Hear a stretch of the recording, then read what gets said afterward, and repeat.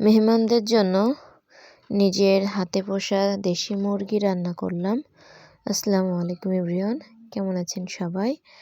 তো আমার ননদ চলে আসছিল আমাদের বাসায়, ভোট দিতে আসছিল। এটা তখনকার ভিডিও। তো যেহেতু আমি শবে বরাত উপলক্ষে আমার বাড়িতে কোনো আয়োজন করি নাই, এটা নাকি করতে হয় না, তো সেই উপলক্ষে আমি কিছু করি নাই। তো আজকে ভাবলাম সবাই যখন একসাথে হয়েছি, তো আজকে একটু রান্নাবান্না করি। তো যাই হোক, এখানে মশলাটা কষিয়ে গোশটা দিয়ে দিচ্ছিলাম। আসলে হচ্ছে আমার ফোনে কিছু প্রবলেমে হয়েছে, যার কারণে মাঝে মধ্যে ভিডিওগুলো আমি সেভ করতে পারতেছি না। তো এখানে প্রথম থেকেই ভিডিওগুলো নিয়েছিলাম আমি, কিন্তু সেই ভিডিওটা আসলে সেভ হয় নাই, যার কারণে আর প্রথম থেকে আপনাদের কাছে শেয়ার করতে পারলাম না। তো মশলা কীভাবে কষাতে হয়, মাংস কীভাবে রান্না করতে হয় আপনারা সকলেই জানেন, সেই বিষয়ে না বলি। আর এখানে আমি হচ্ছে রান্না করতে করতে রুটির কোটটা করে নিচ্ছিলাম, রুটি তৈরি করে নিচ্ছিলাম, আর এখানে রান্না করতেছিলাম। তো যাই হোক, এখানে কিন্তু আমি ভালো করে মশলাটা কষিয়ে নেব, যেহেতু দেশি মুরগি একটু সময় লাগবে। তারপরেও বেশ কিছু সময় জাল দিয়ে আমি রান্না করে নিব।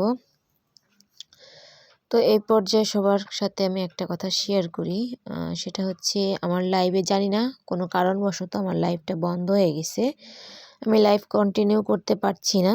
তো এই মুহূর্তে আপনাদের সাপোর্ট আমার একান্ত প্রয়োজন। আপনাদের একটা কমেন্ট, একটা সাবস্ক্রাইব আমার খুব বেশি প্রয়োজন।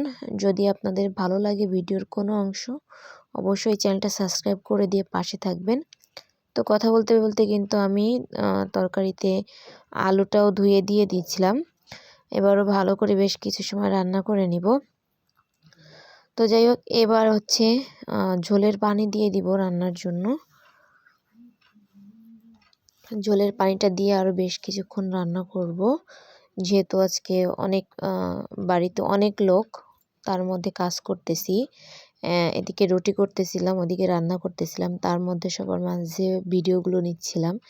আসলে নিজের মতো করে করা আর বাসায় কোনো মেহমান থাকলে বা অন্য কোথাও গিয়ে ভিডিও নেওয়াটা একটু আনকমফোর্টেবল লাগে নিজের কাছে, তারপরেও করতে হবে, করতেছিলাম, কিছু করার নাই। তো এখানে একটু আমি বেশি করে ঝোলের পানি দিয়ে দিলাম, কিন্তু একটু সময় লাগবে রান্না করতে। তো যাই হোক, পুরো ভিডিওতে আমার সাথে থাকুন।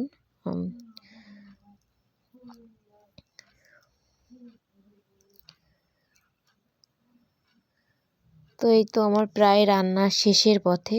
এখন একটু এখানে ভেজে রাখা জিরে আর গরম মশলা গুঁড়ো করে রেখেছিলাম, সেগুলোকে দিয়ে দেব। এখন দিয়ে দিলে কিছু সময় একটু মিশিয়ে নিয়ে নাড়াচাড়া করে আর 2 মিনিট রান্না করে নিলেই আমার রান্না হয়ে যাবে।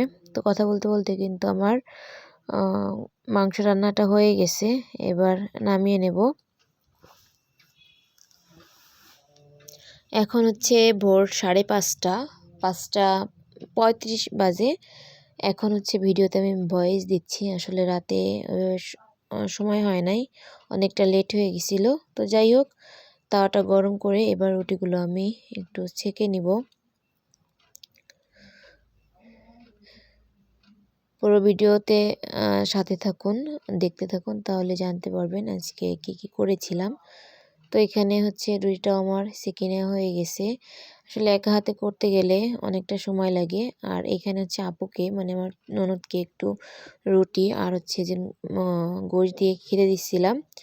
আর ওদিকে বাদামটা ভেজে নিচ্ছি সুজির হালুয়া করার জন্য, আর এদিকে তেলের পিঠা করার জন্য ব্যাটারটাও রেডি করা হয়ে গেছে আমার। তো চুলায় একটা কড়াই বসিয়ে আমি আর কি তেলের পিঠাটা তো করে নিচ্ছিলাম। আসলে আমি পারি না, এই বছরই প্রথম এই 2 দিন আমি হচ্ছে তেলের পিঠা করলাম, চেষ্টা করতেছিলাম একটু একটু করে।